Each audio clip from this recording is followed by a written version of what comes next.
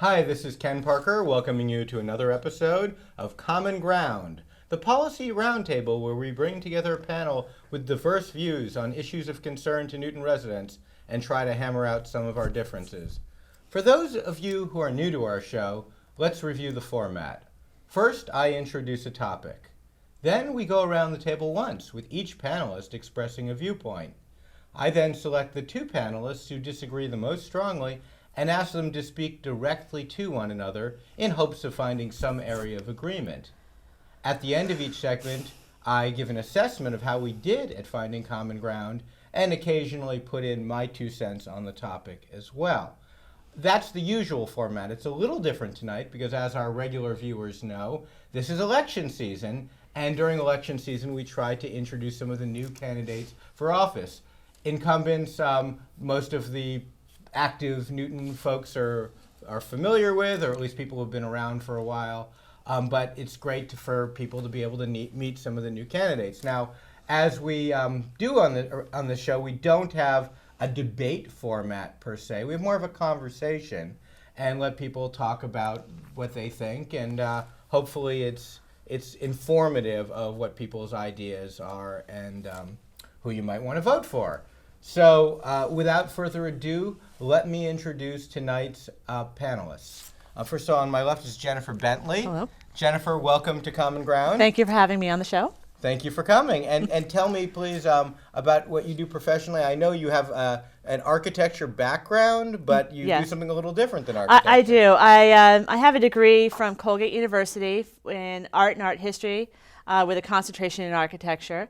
And I also have a degree from Penn, a graduate degree in historic preservation.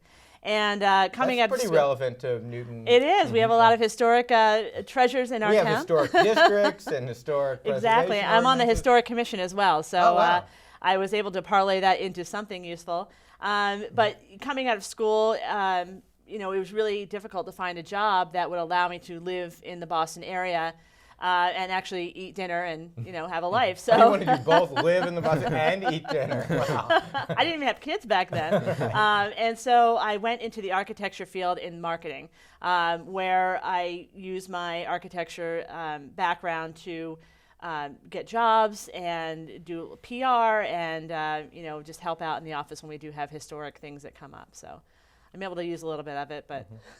So and you're a member of the Historic Commission, the Yes. Newton Historic Commission. Yes, as well. I'm a 3-year member, and I'm going on my 2nd year right now. Well, thank you again for coming on the show, and welcome. Thank you. Tarik, All right. welcome back. You've been on the show once before. Twice. Twice before. Twice oh, before. wow. Yeah. Third time's the charm. Yes, You're going to that's get it right. right this time, right? No, just kidding. So you work for some little college in Cambridge, I think? Yeah, that little college in Cambridge, the oldest one in the country, I believe. Small and old. Yes, right? that's right. And I work for the publishing division. Harvard University Press? Harvard University Press. We've been around for the press has been around for over 100 years. Wow. So yeah, we are still publishing those it's books. Brand new compared to the university. Yes, then. that's right. It is. Yeah, you got to look at it like that. Yeah, Harvard University just had I think its 325th anniversary. Wow. So yeah. So less than a third of the total. That's right. And what do you do for Harvard University Press? I am the royalty specialist. So it is my job to send out the checks, the statements, and other documents to authors, agents, publishers all over the world. So you must be very popular with the authors. Yes, that's right. Oh, Tarik, you're sending money. Yes, that's right. Yes, yes. I'm the one who sends out the statements, so you could get a statement that says anything from $7 to several $1,000s. So it all depends on how many books we sell. Yeah. And you're also a member of the Newtonville Area Council? Yes. So you're technically not a first-time candidate. No, You're an elected yes, that's official. right. Yeah, I am an elected official right now. I'm the vice president of the Newtonville Area Council. And have you managed to wield that power with humility? No, it's not. It's being an area councilor has been a very positive experience. You get to hear a lot, and we see a lot what's happening in Newtonville over the last couple of years, and probably with some more to come in the coming years. We might even talk about that tonight, maybe. I think we might talk a little bit about things to come in the coming years tonight. That's right. And things that have come past. We'll talk about all three ghosts of Christmas, past, present, and future. Sure. Not quite in that part of the holiday season yet. But, that's right. And so, well, thank you again Yep. for coming back on the show. There's a lot to get to, but let me start off with pretty basic question. Start with you, Jennifer. Sure. Why do you want to be on the Newton City Council? I see all the things that are going on in Newton right now, and I feel like, this is my opportunity to stand up and really be able to shape the future of Newton. I have been involved lightly in politics, in local politics, starting with Austin Place and Washington Place and all the active activity that was going on in Newtonville during those times. My husband, Braden Houston, actually ran for the same spot that I'm running for in 2017. So that must be an interesting household dynamic. No, it's totally fine. So 2 years ago, your husband ran. Yes. And he didn't win. He did not win. And you're like, that looks like fun, or losing, or I can do it better. Oh, you can. Oh, I see.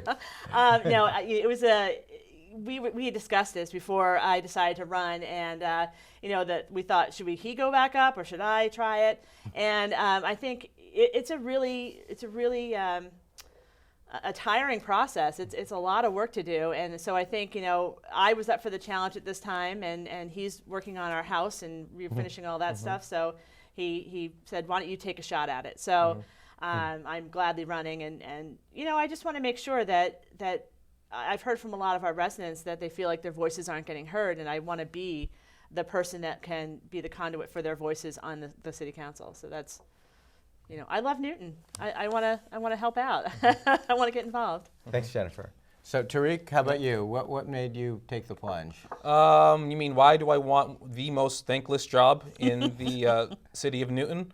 And you have to work extra hard to get it? I think that might be school committee, but I'm not sure. But it's up there. You don't have to do redistricting. Okay, that's right. And teacher contract That's right. negotiations. No, I don't want any part of that.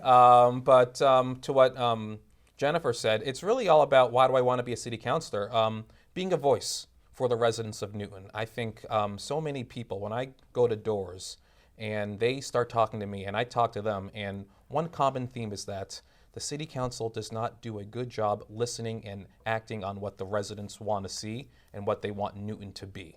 They really don't. There seems to be a strong disconnect. And hopefully, if I'm on the council, I would be that strong voice, someone who would truly represent the residents of Newton. People seem to forget is that the city council works for the people, not the other way around. And that is something that I would like to bring to the table if I am elected on November 5th. Thanks, Tarik. Before I get to my next question, I should remind our audience, because we have a very well-informed audience that probably already knows this, which particular offices our guests are running for. So both Jennifer Brantley and Tarik Lucas. Am I pronouncing your names Yes. right? Okay, good. Bentley. Sorry, Bentley. Like the car. Bentley. I'm sorry. Jennifer Bentley and Tarik Lucas are running for city councilor at large from Ward 2. So sophisticated Newton voters will know, well, even if you don't live in Ward 2, you can vote in this race. And very, very sophisticated Newton voters will know that you get 2 votes in this race because there's 2 seats, and that there are 4 candidates running. The other candidates are both incumbents, Jake Auchincloss, I hope I pronounced that right, and Susan Albright. And so there are 4 people running for 2 seats. So as a Newton voter, you get to vote for 0, 1, or 2. You may not vote for 3 or 4 of them, or your votes do not count. So you could vote for one or both of my guests tonight, or neither of them. Well, we hope you're voting for both of us. Okay, Yes, that's all right. right. Okay, so so I'm gonna. I appreciate your enthusiasm for representing people, Tarik. But what I'd like to know, and I think what many of our viewers probably want to know, is what you want to change about city government. Is there a policy, something that you wake up in the morning and go, oh darn it, I could do that. That could be so much better. Yeah. Well, this one is very, very simple, and it's been talked about a lot this election season, and that's transparency in our elected officials. I said this in this building, in this studio, during my Ward 2 at-large forum, and that was, we need more transparency from our elected officials. So, no, I'm sorry, I'm not asking the question well. Yeah. I'm talking about a policy, Yes, like this an is it. like Yes, an this is it. ordinance or Yeah, something? This is it. Okay. I would like to see the voting records of every city councilor and school committee member posted on the city's website, where we have easy access. So let me just ask a more focused question then, Yeah. because I don't think I'm getting to what Yeah, I want to okay, get to. all right. Is there when I say a city policy, I mean, like, let's just say, is there an ordinance? Is it primarily the city council is a legislative Yeah, body, that's right. also has special permit granting Yes. authority, Yeah. also has a role in the budget. Yeah. Is there if you could change any city ordinance, one of the city laws, what would you change? That's a tough one. Which law would I change? I would say laws that are probably coming up in the years to come. Probably something that's not there now. The big thing for me is Washington Street and the future of Washington Street, and that's the Washington Street vision plan. It is not a very good vision plan. It allows for an uncontrolled amount of density and housing and buildings and developments along Washington Street, and the process has not been thoroughly So our vetted. zoning ordinances? Zoning. This is related to zoning. Yeah, it's Okay. strictly zoning. So I know next year with zoning on Washington Street, the city council is ultimately going to approve it, and I believe I would be. I'm saying, you know, they're going to approve it? Well, they don't have the time to approve the zoning. The vision plan, it will be this year. Next year will be the zoning. And hopefully I am on the council and I can put in some responsible zoning and advocate for responsible zoning. Okay, great, thank you. Yeah. We're gonna get into talking about zoning later, Yeah. so you can tell us Okay. in more detail Sure. what that responsible zoning Yeah. look like. I want to give Jennifer a crack at a policy. Well, she would- of course, Tarik steals my answer, Okay. There and must- many okay. others. But you know, Well, you went first on the first question. that's so, true. you know, That's true. the- That's only fair. Although he can't tell the same stories that I tell about why he wants to get involved. You know, again, I agree with zoning. I think there's a whole. You know, we're ready to redesign all of our zoning. And with my background, you know, I really have some expertise that could be helpful, knowing building and knowing what's going on in the historic world. And so I really like to get my claws into that one. But the one specific thing that I'm concerned about right now that's coming through is landmarking.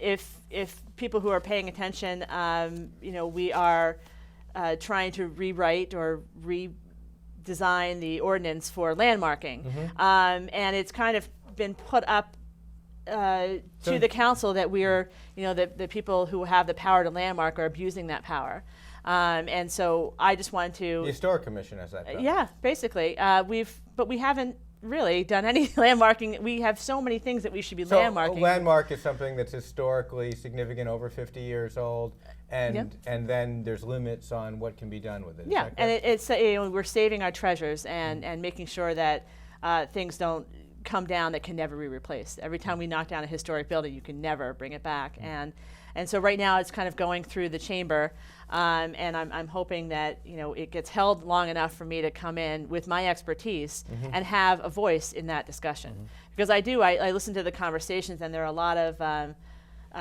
you know, inaccuracies that have been out there, and rumors that come through the town or through the city. And so I just want to make sure that, you know, that ordinance is protected and that we have the opportunity, someone that has expertise in this has an opportunity to landmark, and, you know, hopefully more proactively than we've done in the past. Great, thank you. Well, let me ask you this. We talked about the ordinances and zoning. There's another part to our city government that was on the ballot a couple of years ago, which is our city charter. Yeah. And there have been proposals to change the charter to reduce the number of councilors. There was the Charter Commission came up with a proposal that would have imposed term limits and eliminated the ward councilors, the locally elected neighborhood councilors. Neither one of you is running for the ward councilor position. So I'm going to ask you both, what do you think about the charter? Is there anything you'd change in it? Do you like the composition of the city council? Would you eliminate ward councilors, at-large councilors, reduce the size? What are your thoughts on the city council composition and the charter generally? Yeah, I mean, you know, I don't think we should be eliminating the ward counselor. I think that's really important. I know Tarik will talk more about this. I've heard him say it lots of times. But So now you don't want to go first. No, I don't want to steal his thunder. But the ward councils are very important. In terms of the size of the council, I think a good compromise could have been the 8 and 8 situation, the model. So 8 ward councilors. 8 ward councils, 8 at large, and then those at large would come from a ward, so that you wouldn't have people grouping up all over the city. So are you saying that you would think that's better than the 24, or do you like the 24? I like the 24, but I can understand how people don't like the 24, and I think 8 and 8 would have been a compromise. It would have been something in the middle. Given the choice, though, in a perfect world, would you stick with the 24, or would you go to 8 Well, I'm concerned that we won't be able to get things done with 8 and 8, with 16. There's a lot of stuff that is going through committees, and you have a lot of time that you need to, counselors that need to be on these committees to make decisions. And reducing that automatically puts another stress on that counselor to take on another committee, in theory. I don't know how they would work it out, but I like the 24 just because of the diversity of thought and perspective. But if there needs to be a compromise made, I think 8 and 8 is fair. Right.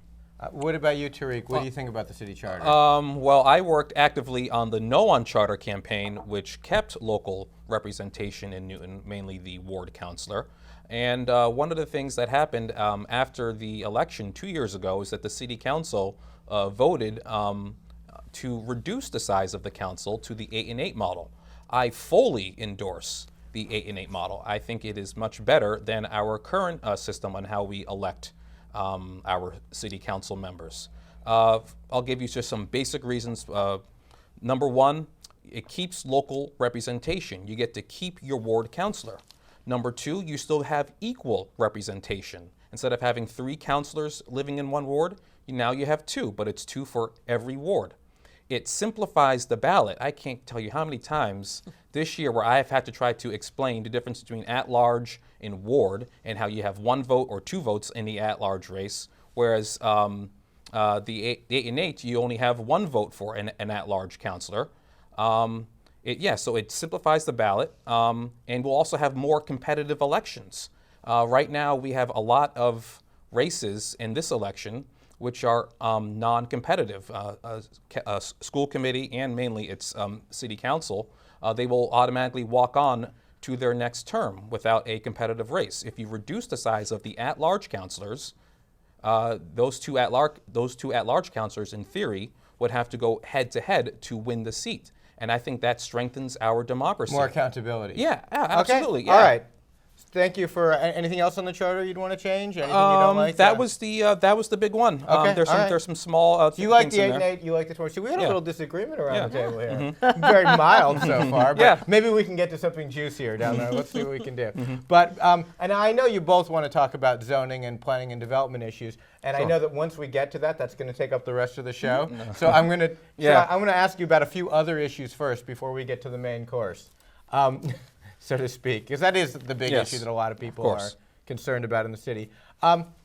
Here's an interesting one that people have gone back and forth a lot on in recent years, which is leaf blowers. The people have been concerned about the noise and the air pollution. There was a sort of a compromise enacted about a year ago that said that there's some seasonal restrictions, there's some decibel restrictions. I'll start with you on this one, Tarik. How do you think that's working, and is there anything you change? Would you ban leaf blowers outright? Would you ban gas-powered leaf blowers? Would you like the ordinance? Where are you on this? It's hard for me to answer that question because I actually rent my apartment, so I've never actually used or hired someone to use a leaf blower, so I don't have any actual first-hand knowledge how much of a burden it is. Well, in terms of do you hear them when they're? I still hear them. I think we could have some common sense rules when it comes to leaf blowers. No strong views on this at this point? No, I mean I think we shouldn't be too burdensome on those people who use the leaf blowers to it's a job. It's a job that someone needs to put a roof over their house and to feed their family. It is a job. So you like the current ordinance? Yeah, then? It's fine. I would be against putting on anything too strict. But some basic common sense things which everyone can agree to, I would. I'm be for not that. sure the current ordinance had everyone agreeing to it, Yeah, but well- it did get a majority vote of the Yeah, city city council, yeah. So, Jennifer, any thoughts on leaf blowers? I mean, personally, it doesn't bother me. The noise doesn't bother me, except when 7:30 in the morning rolls Yeah. around and someone's blowing it outside my window. That I'm a little irritated just being woken up. But I've been talking to a lot of landscapers out there who were upset that they now have to find alternate means of doing their job, and I think it's tough on some of the people who use this, like you're right, for a living. And I don't think right now that the way it's set up, it doesn't seem like people are following the ordinance, because there are leaf blowers all over my neighborhood, and there are other people who are making just as much noise doing other things that aren't getting fined. And so it's like if we can't enforce this, then why are we penalizing the people who are actually following the rules? Just to be clear, you're saying we can't enforce the current ordinance? Well, we can enforce it, but like the police will come. You make a complaint, the police come. The landscaper's already gone, or they've already stopped what they were doing. Would you like to change the ordinance, or would you keep it the way it is, or would you propose an amendment to it to make it more enforceable? I would like to make it more enforceable if we're going to have this ordinance, because I don't think it's fair if people are actually following it. One proposal that would have been more enforceable would be, say, electric only and no gas-powered ones. And then it would either, that's a gas-powered one, it's not allowed here. Is that the kind of thing that you're... I think that's a fair compromise. I mean, it's not as powerful to use the electric, but, it does the job and you get it done. It's a little and quieter. And they're much less noisy. Yeah. Right?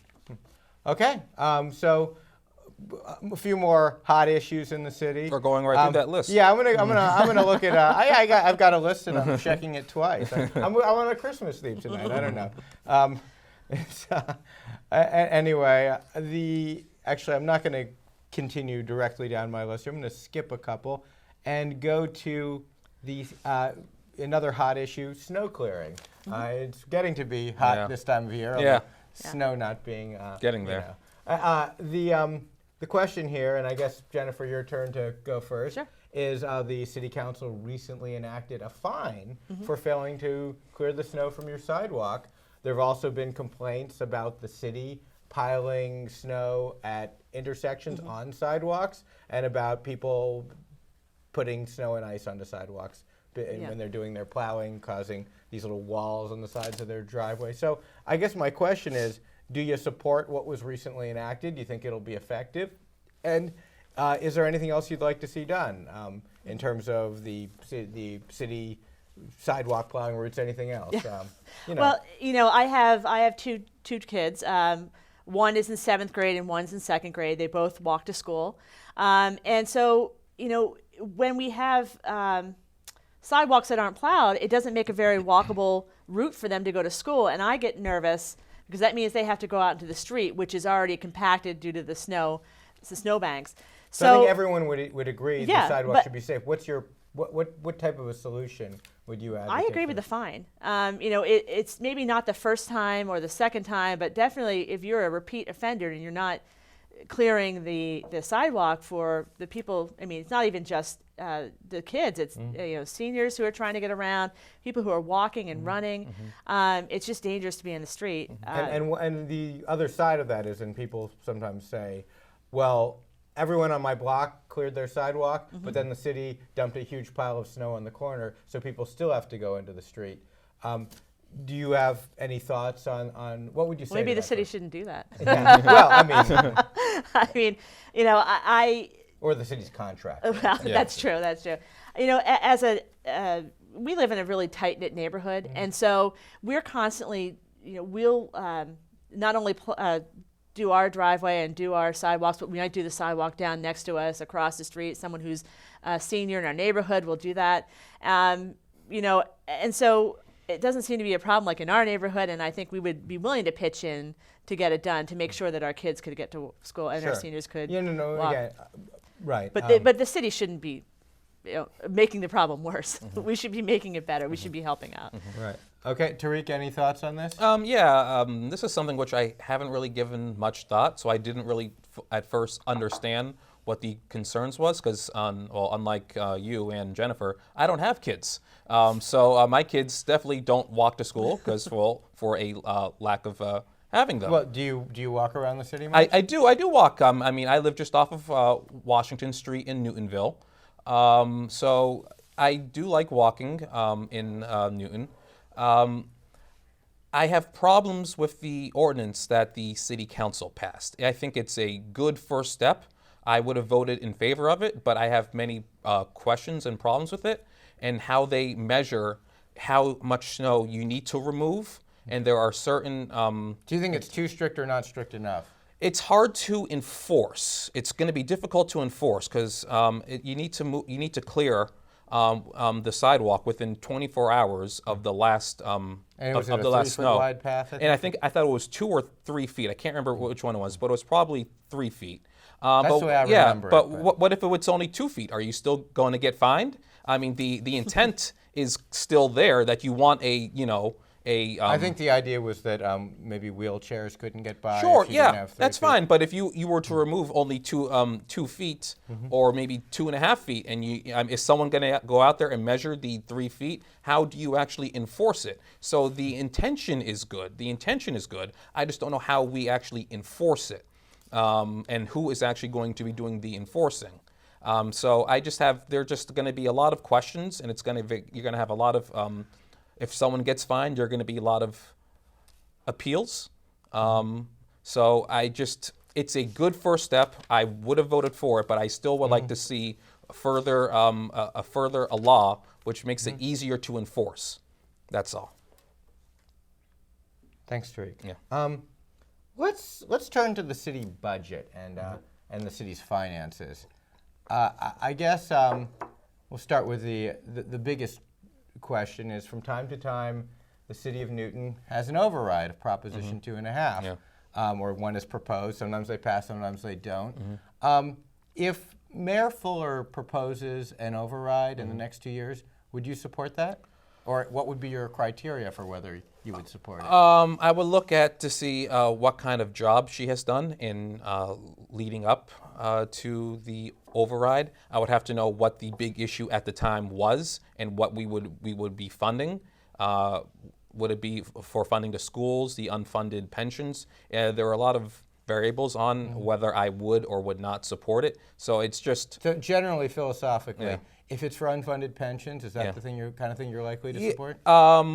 Getting there, yes. I would be likely to support. I wouldn't be happy about... Like I mean, when you say unfunded pensions, you mean post-retirement the- healthcare yeah, benefits, OPEB? OPEB, yeah, exactly, yeah. The OPEB. And what if it were paying for teachers for schools? What if that was the point of it? I'd probably say yes for teachers, but it would have to be for all of the unions because there are many unions in this city who are due a pay increase. So it wouldn't just be just for teachers. I want to make that very clear. Teachers, police, fire. Yeah, it would be for all of the unions. So that I would think long and hard about. But I would probably lean yes right now. But we'll see what leads up to it and how much is needed. Thanks. And Jennifer, same question. Well, I agree with Tarik. I mean, it's hard to put a hypothetical yes or no. People all the time say, I won't support. I mean, I've asked this question Yeah. of dozens and dozens of candidates over the years, and I've gotten people who've said, lots of people say, no, I wouldn't support an override. So, Well, I think I voted the last time for the school override. I voted to approve. I mean, as a voter, Right. I supported that because it went to our schools and it was, something that was going to help our entire city. Again, I think it would determine what it was about. I don't want to have to go for an override. We pay a lot in taxes already. I can't even imagine how much more it would add to our tax bill as a homeowner. So that just personally, that makes me a little nervous to be talking about it. So personally, you wouldn't want it, but would you vote to put it on the ballot? Again, it depends on what it would be for. And Same question then, if it were for teachers for the schools? I agree with Tarik, though. I mean, the unions, it's not just the teachers. I think they're just the pressing issue right now. I don't mean just salary, but I mean paying for more teachers as school populations go up and whatnot. Which is inevitably, I'm sure, going to happen. I think our teachers, they do a really important job. I mean, they raise my children. They teach my children. and I value what they do and the dedication they put into it. So despite your personal misgivings about paying more taxes, I'd be begrudgingly. And Would vote to support what the about teachers. for the post-retirement health care benefits, the OPEB? Yeah, as I it mean were? that also concerns me. I don't think an override for that is what we should be doing. We should definitely find better ways of bringing in money to pay that down faster. Coming in with. Well, that's a terrific segue to my next Ah, question. that's Thank you, what I Jennifer. What are your ideas for other ways of bringing in more money Well, for the city? I think we need to bring in more commercial business here. We are spending a lot of time developing real estate and getting residential units in here, which, that's not, that we can't get the money we need out of those. We need to really have commercial tax base so that we can, get more money so we won't have to have this tax override, sorry. You're right. So that we won't Sure. have to find other ways. Like, that's the way we should doing it. We should, right now we're building the residential units for Boston and Cambridge, and they're raking in the commercial money that we wish we had. So just to follow up Yeah. on that, are you suggesting that when we have places like the Needham Street corridor that are our primary commercial properties, or Washington Street corridor, where there are proposals to build significant numbers of residential units and primarily residential developments with little bits of Yeah. of commercial, that's not a good strategy? Well, I think it would be better if we had, a residential building and then maybe a commercial building. It doesn't have to be a skyscraper. It can be a 4-story building that has, office space in it. We don't have enough office space, I don't think, in Newton, because people seem to be going into Boston and Cambridge for work. They're not staying here. So there needs to be variety. Do you think Needham, with their, they've got obviously a significant amount of commercial development just over the border from Newton. Do you think that they've taken a good approach to this? Is that something you'd want to emulate? We could look into that. I don't know enough about Needham and what they've done and what the results are. I mean, we need to see this in action, and then if it's successful, I'd say why not? Why don't we bring that into Newton? Well, it's interesting. We've recently hired their economic development director, so it'll be interesting to see what her perspective is on. Hopefully, she can give us some tips. Yeah, right. Anyway, well, thanks, Jennifer. Tarik, of course, the same question. What are your ideas for generating more revenue? To go off of what Jennifer said, commercial development is a proven fiscal positive. It brings in twice the tax revenues, and it doesn't have the Of residential. then compared to residential, yes, and it doesn't have as many expenses related to residential. So commercial is the way to go. We've looked at Austin Street and Washington Place, and the residential to commercial ratio for Austin Street in Newtonville is 92% to 8%. 92% residential. And 8% commercial. And looking at the square footage, that's what I'm looking at. And then for Washington Place, it's an 80 to 20. I would like to see more commercial and less residential. So in what would those be your mixed-use ideal ratio in this kind of thing? Well, it depends. But on the Newtonville Area Council, we did a big residential survey last year, and we found that about half of the residents who responded to that question want to see something close to a 50-50 mix. So yeah, something closer to a 50-50 mix is a proven fiscal positive for the city, and I think that is the best way to increase revenues without increasing the expenses. So you may, thanks, Tarik. You may both be aware that occasionally in Newton we have some traffic on our streets. No. I don't know if you've noticed this. We're on Needham Street now. Took us 3 hours to get here. Yeah, right. And in fact, I believe we have an illustrative photograph we can show in case you don't know what traffic looks like. I have I don't know. It may appear on the screen. Yeah, at some it'll point pop during up this eventually. discussion. There we Oh, go. there it is. Oh, okay. Yep. That is an example of traffic. Walnut that is- Street. Yeah, this is Walnut Street, Newton Highlands. You're facing south here, and this line of cars goes all the way to Beacon Street, and it goes way back to like Lake or Lakewood. Yeah. It's quite a long line of cars in the morning, and it's every morning and, Yeah. and every evening basically during rush hour. So not on the weekends, not necessarily during the middle of the summer, but generally something like this. And obviously that presents both a quality of life issue if you're trying to get to your child's soccer game or whatever, or trying to get home from work, or if you're just trying to get to the grocery store. And of course there's also an environmental impact with all those cars and all those emissions as those idling engines as people sit there. And of course there's a carbon footprint issue there too, which is something people are increasingly aware of these days. And also there's an economic impact on the city ultimately too if we can't get to where we're trying to get to. So with the quality of life, environmental, economic impacts of traffic, there's a lot people would like to, certainly your future constituents, should you be elected, would like you to do something about the traffic problems. And so I'm trying to remember whose turn it is to go first. I think yours, Tarik. So what will you do as a city councilor to reduce the traffic problems in the city? So I know Watertown and Cambridge have done this, and of course parts of Boston. I don't know if it would work in Newton, but bus-only lanes on certain 2-lane roads. I have to go through a bus-only lane. Well, I don't go in the bus-only lane, but Unless you're in a bus. Yeah, unless I'm in a bus, I actually drive to work. But I know people who do take the buses, who do. Well, you're going to Cambridge. It's I hard go to get into there Cambridge. It's hard to get there by public transit. You would do it all the way in on the green line and out on the red line. But some people do take the bus through Watertown, and I know people who take the bus into Cambridge and who go through the bus-only lanes. They do like them. It speeds up the commute. So that's one thing that we could look at. I don't know on what location in Newton it would be best for it. But the other one is a little more controversial, potentially, and that is maybe a gasoline tax.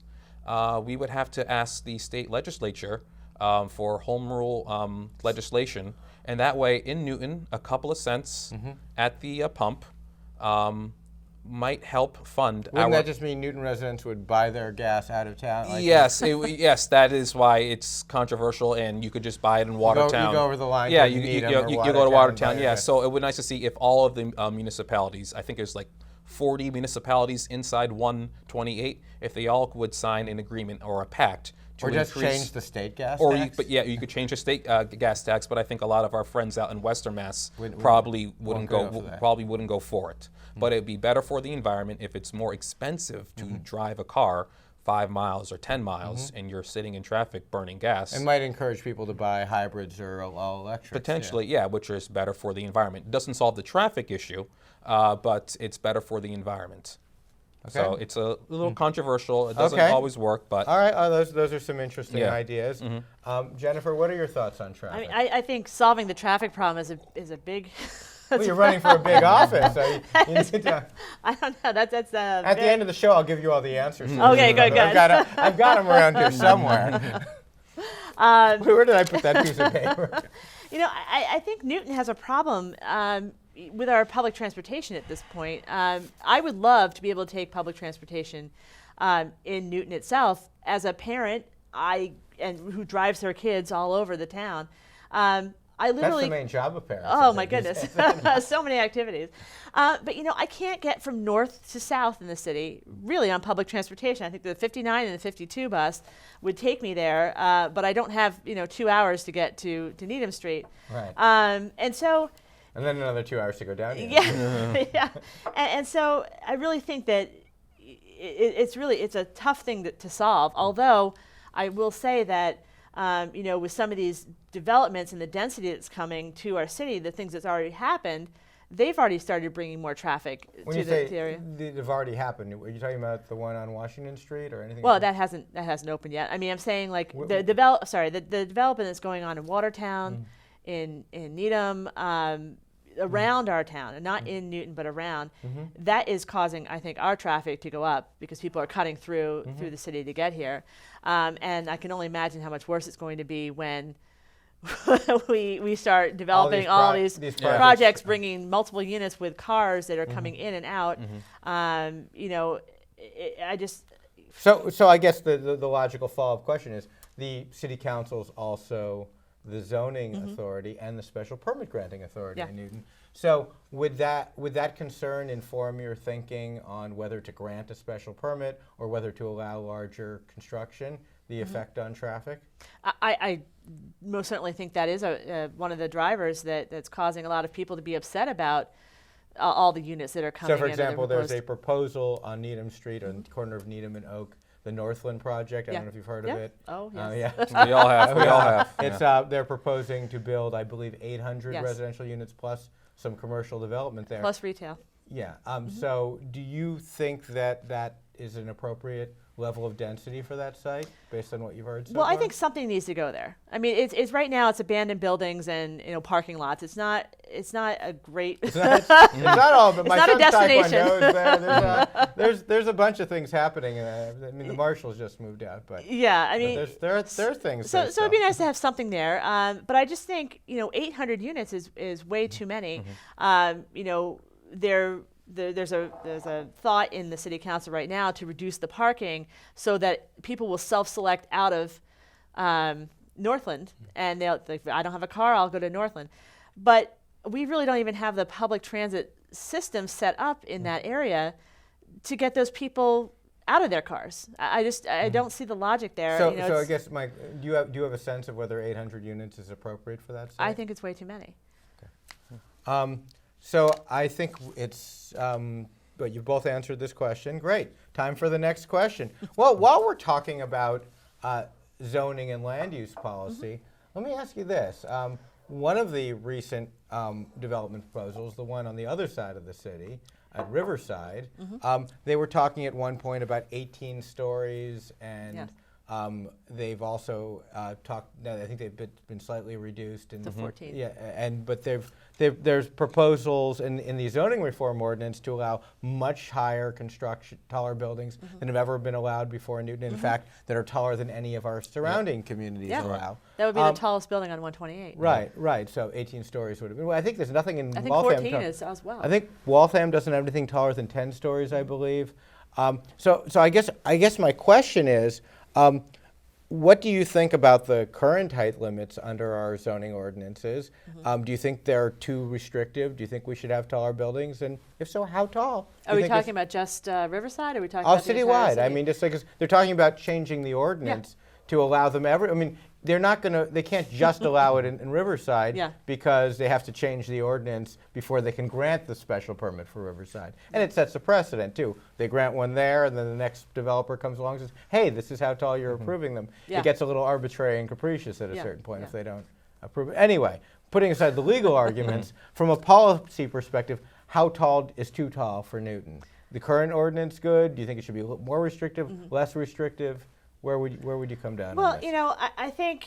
I think 14 stories is still too high. It's going to tower over that entire complex, and going to be seen for miles. It's a really tall building.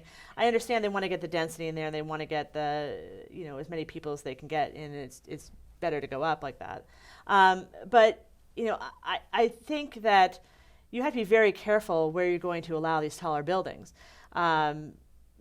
For example, in West Newton, they're talking about a 10-story building right there next to the Pike, which I think a lot of people would be upset about. That's way too big. It's not in scale with the rest of our community. I think an average height that is good would be a 4-story, possibly 5. But I think we're dealing with 6 now, and that's starting to feel a little uncomfortable. So you think for 4 me or and a lot of 5? people. 4 or 5 is a good I think limit. that's a reasonable. It's still tall enough to bring in enough people. It's bigger than what we have now, but it's not overly tall and overly just expansive. Tarik, how tall is too tall? When you're talking about stories can be very misleading because it depends. Is it a residential building? Is it a commercial building? Okay, would you have different limits for residential? Absolutely, because if it's what they're proposing on Washington Street, a laboratory building on the corner of Washington and Crafts, they recently went from 10 stories to 6 stories. However, I found out just by canvassing this year is that laboratory buildings are 15 feet for each story.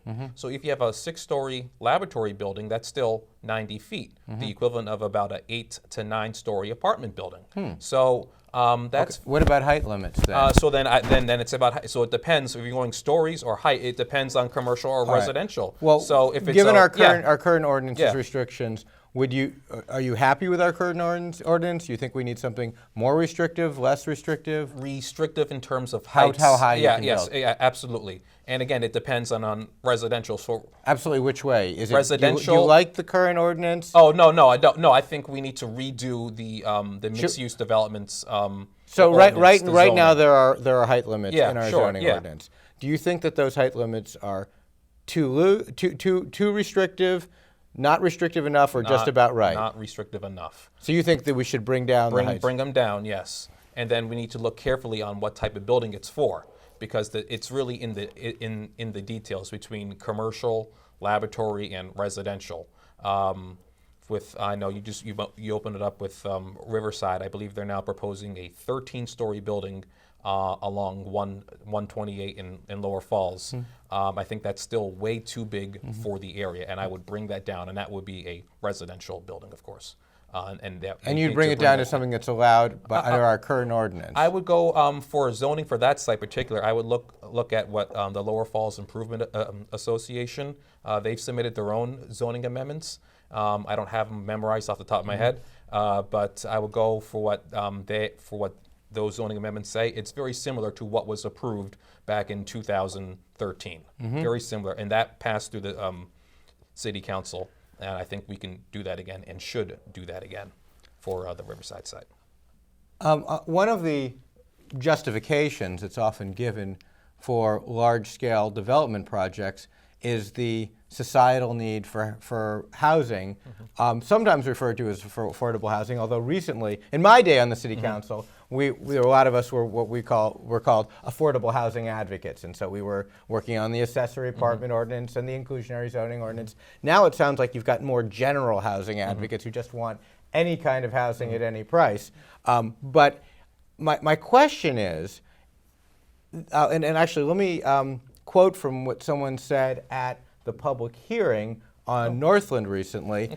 Okay. There's a gentleman who I thought was very articulate, speaking on behalf of a group called Engine 6. And he pointed out that, that Newton has become less affordable in recent years. I wish I could remember the statistic. Yeah. I think I'm going to go back and listen to it. But basically, the cost to live in Newton has gone up in recent years. And I think his prescription for how to deal with that may differ from mine, but I think he made a good point about the cost of living in Newton. So my question is, do you think that Newton's efforts in recent years to create affordable housing have been on track? Are they good? Are they good ideas? I mean, some of the things that have happened, of course, there been some redevelopment of some older housing in certain in particularly north of the Pike, I think, and so probably familiar with it in your neighborhood. There were some changes to the inclusionary zoning ordinance when I was on the city council. It was 25% of the units had to be affordable. Those above what you could build by right, so 25% of the bonus. But of course, you could build no units by right in a commercial district, no residential units. Yeah. So that meant it was 25% of the whole development, and they've amended that to 15%. Yeah. There were also developments that were 50% affordable, like the Hamlet, and it seems like in other words, there were many developments that were approved by the city that were way over the minimum. There's been an effort in recent years to create housing, and there's been a philosophy, I think, that was probably put in place probably during the Warren administration. And I think it seems to have been continued into the Fuller administration. So I guess my question is, I think it's your turn to go first, Okay, yeah. isn't it? Tarik, do you think that our current affordable housing strategy has been effective at creating the affordable housing that I think most people in the community would like to see created? No. What would you do differently then? Short answer, no. Okay, follow-up question is what would you do differently? What I would do differently, I would allow for more, I would put a higher percentage of affordable housing units. In the inclusionary zoning ordinance? Absolutely. As long as the private sector, that's who we're dealing with right now mainly, the private sector building the large masses of houses, those private developers are always going to offer the bare minimum of affordable housing.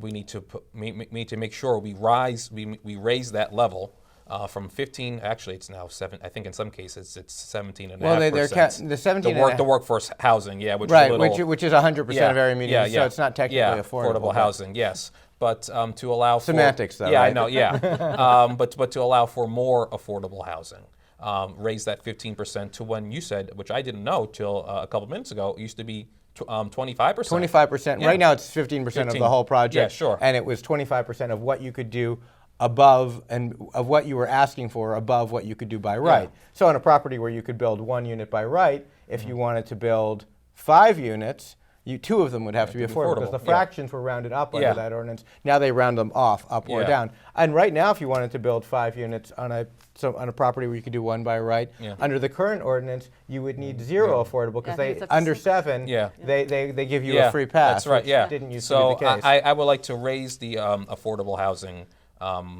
threshold, the minimum, from 15 to something closer to a 25. And the argument against it is that, well, then private developers won't build the housing because they don't make enough money. But I say it's not my job as a city councilor to make sure the private investor, the private developer, makes money. It's my job to provide an opportunity for everyone. And that's something which our city council does not do enough pushing back on the private developers. Thanks, Tarik. Jennifer? I agree with Tarik on raising the percentage. If we're going to get serious about affordable housing, we can't keep building luxury units. I mean, that are not affordable for anyone. I saw some of the numbers come in for Austin Street, and I was shocked. I couldn't even afford them. I mean, they're just way above. Like what are they selling for? 2-bedroom apartments from, $4,000 to $6,000 a month? a month. Plus That's, parking. you don't get a year for that. No. Plus parking, plus your pets are extra, your Utilities. electricity. $4,000 to $6,000 a month. And that was on 2 bedroom. apartments.com. Okay, so you want to talk it's- affordable housing. My first, when I was elected to the city council, I was like Tarik, I was renting at the time. My wife and I lived in the red brick apartments on Crystal Lake in the early days of my time on the city council. And I believe that our rent was $775 a month. Oh. Now, it wasn't a big apartment, but the beautiful location right on Crystal Lake, bedroom, bathroom, living room, little kitchen. That's it. But it was great for a young couple with no kids. And what year was this? I was elected in '91. Oh, we lived there 93 to 98. We lived there Okay. for 5 years. All right. So we were not living there when I was first elected, Sure. but soon Yeah. thereafter. Yep. Anyway, That's so interesting. but in terms you talk about rent, Yeah, I mean, Jennifer, that it's- sounds Yeah. kind of expensive. It's a little bit, and I assume that Washington Place is going to be even higher. I mean, it has a better view, I guess. A better view Better of the view of the pike. pike. Yeah. You can actually see the traffic. But when this happens and we have this luxury housing stock, I mean, I'm not going to call anything else. It's luxury housing stock. It's going to raise all the other rents in the area. Now you have a market rate that's being influenced by these luxury apartment buildings that are going to happen all over the city. And someone that like me who's coming into, if I wanted to rent here, or Tarik, he could see his rent go up because of all these other units, because that just drives up the market rate.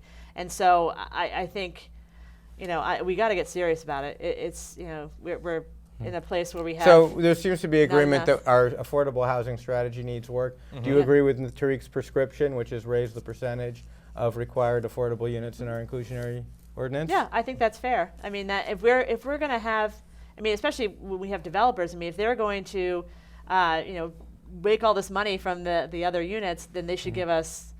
They should give the city more. They should give back a little more. So there's been this citywide, thank you. There's been a citywide zoning reform proposal, which I guess is being put off until next year. Sure. But if you're elected, you get a chance to vote on it. It has a lot of components to it. Oh, I guess. But there are a couple that I want to ask you about. The biggest one of which is the ability to build residential by right on commercially zoned properties. What do you think about that? Well, I think that could solve some of our problems if you have. Allowing people to build residential in commercial districts? Yeah, I mean, we need the land, we need the space, we need to get units in there. If they're going to be affordable, maybe that's like a place where we could have more affordable. How is that consistent with your position that we need more commercial development? Wouldn't that be using up our commercial tax base? Well, we're not building that either. I mean, we're not building. Well, so in other words, they would be able to take a property like on Needham Street that's currently zoned commercial and put an apartment building on it under those ordinances, and presumably a lot of them would, because that's more profitable. Well, that's true. Maybe that's a bad thing. Sorry. I mean, I'm not the candidate. It's whatever no, you think. You're right. You're right. I'm are many asking aspects. tricky follow-up questions. Well, sorry. you are. You got me into a corner on that one. I mean, there are a lot of aspects of this zoning that's one piece of it. I mean, there are other things. Okay. Use another piece of that Then why don't you proposal try wanna another talk one? about? All See if we right. get Well, let lucky. me get Tarik on this one, and then we'll go over a couple more aspects of that proposal in our last couple minutes. I told you zoning would take a long time. What do you think about allowing residential by right in commercially zoned districts? By right, no. By right, no. If we're building more residential units by right, to the best of my knowledge, and you might be able to correct me, it's not subject to our inclusionary zoning. So as a result, you would get less affordable housing in that. No, that is very dangerous to allow building housing by right on commercial. Okay, well, let me go through a couple more real quick, because we're yeah. getting relatively low on Sure. remaining time. What about the proposal to eliminate single-family zoning and allow multifamilies throughout the city? What do you think of that? I don't think that's a good idea. I mean, I don't live in a single-family home. I live in an apartment building. But I know people who did buy their homes in a single-family zone. You don't just buy the home, you buy the zoning as well, and you buy into the stable zoning. So I think if it's single-family, yes, it should remain single-family. That being said, we shouldn't be creating more single-family zoning. We should just cap it now and then build, then increase. Thanks, Tarik. Yeah. Jennifer? I think that's a fair statement. We live in the north side of the city where we have a lot of less single-family house zoning than they do in other parts of the city. So, we're already kind of seeing this opportunity where we have doubles, singles, apartments in houses, and it works out well for us. But you're right. I mean, there's a certain you bought your property, and there's who has rights to tell you what to do to your property. I think, though, if